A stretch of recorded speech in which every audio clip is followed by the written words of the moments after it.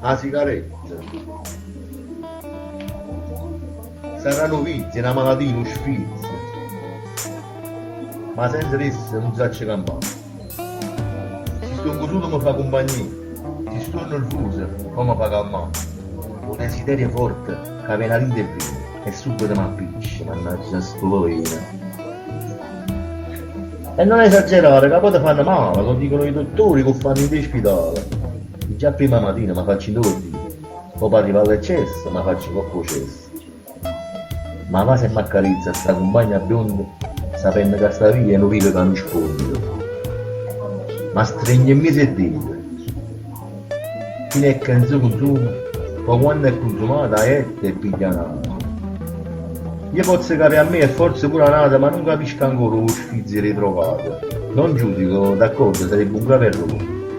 Ma vorrei provare un sintomo soltanto per mezz'ora.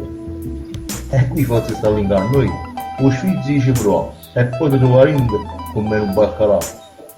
Lasciamo stare, torniamo a vizio mio, per chi ci pensiamo alla prossima poesia.